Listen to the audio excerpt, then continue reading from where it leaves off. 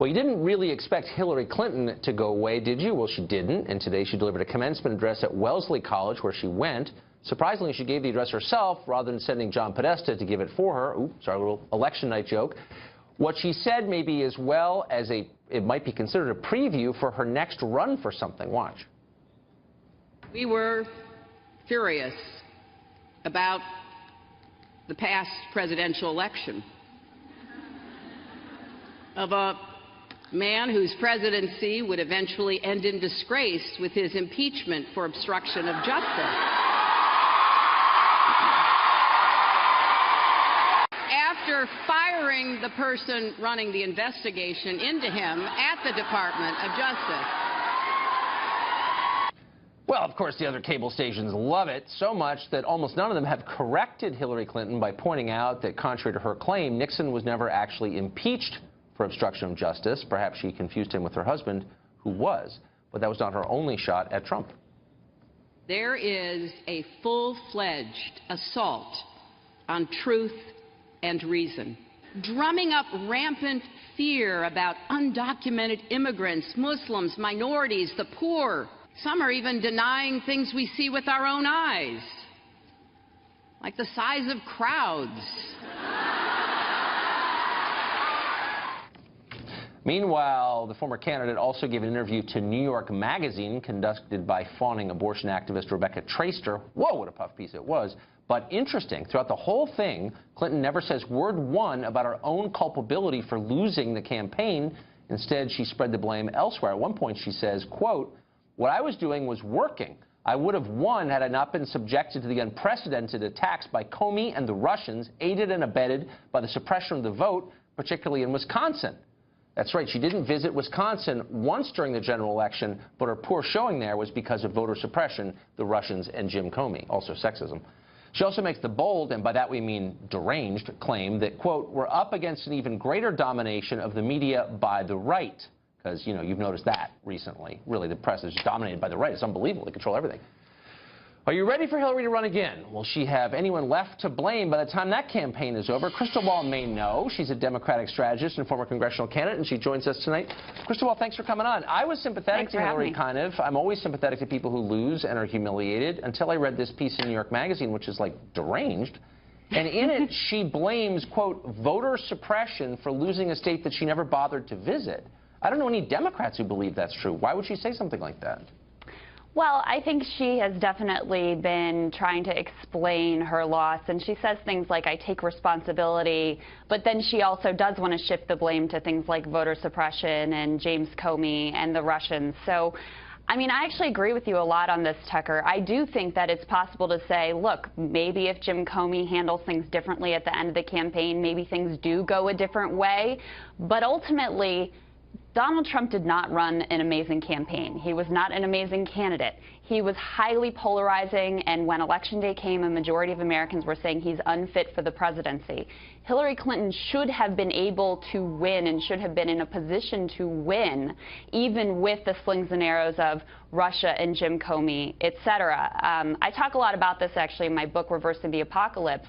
I think the Democratic Party as a whole has really strayed from their roots as a party of the working class, focused on those economic issues that Trump really did touch on. So, look, I didn't want her to run in the first place. I was a Joe Biden supporter, and then I was a Bernie Sanders supporter. I think there were a lot of problems there. But I also think the problem goes deeper with the Democratic Party if you just look across the country at all the governorships and the state legislative seats and all of that we've lost. I think we've got to do a lot more soul searching than saying Russia and voter suppression. Yeah, and racial division. I mean, I got to say, though, I was surprised a little bit, even for Hillary, to see just how unwilling she is to come to terms with what happened. And, you know, Trump is often attacked as delusional, and he believes things that are demonstrably false, et cetera. Hillary certainly does, based on this interview. I mean, if she believes the things that she says this, for example, "I have a lot of sympathy for voters in a lot of places I didn't win because I can see how hard it was." She's saying that because she's spending her time, she says, looking at Google algorithms that show where people search for WikiLeaks. And people who read the WikiLeaks dump were so hoodwinked, she feels sad for them.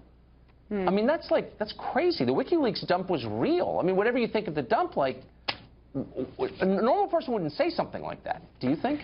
Well, I've never lost a presidential race, so I, like you, have a lot of sympathy. I have lost a congressional race, but I, like you, have a lot of sympathy for what that must be like, and especially when, obviously, she's spent many years preparing, many years thinking about this, 2 bites at the apple, et cetera, et cetera. But ultimately, to me, the problems with the party go so much further than Hillary Clinton. In a way, she's sort of the symptom of the problems of the party, that we would think she would be the best candidate for this moment. No, when I think people that's exactly right. are looking at the future and saying, when are my wages going to rise? What does the future look like for my kiddos? And so we've got to have people who can speak credibly to that experience and don't have all this baggage of, you know, 6-figure Wall Street speeches and sitting on the board of Walmart and all of those things from her past. We really need new leaders and new faces. No, in the party. I think that's an entirely fair point. A healthy party would never have nominated her or allowed itself to be bulldozed by the Clinton cartel. So I want to get back to the Comey thing. The one thing I kind of agreed with in her complaints is that Comey hurt her. I mean, I think that's just true. I'm not saying that for partisan reasons, obviously, but he went and said she'd committed some wrongdoing but wouldn't specify what it was. I felt it was unfair at the time. And she's mad about it. I get it. But then she's also mad that Trump fired this guy who behaved in an out-of-control way. How can you think Comey was doing things no FBI director ought to do and that he should keep his job? I don't understand it. Well, he shouldn't have kept his job at the time, and what he did was completely out of bounds and definitely did hurt her. And he has himself expressed that he did not want to put his finger on the scale in a partisan way. But by the time that President Trump decided to fire him, he was then in the middle of investigation. If you were going to get rid of him, then get rid of him right out of the gates.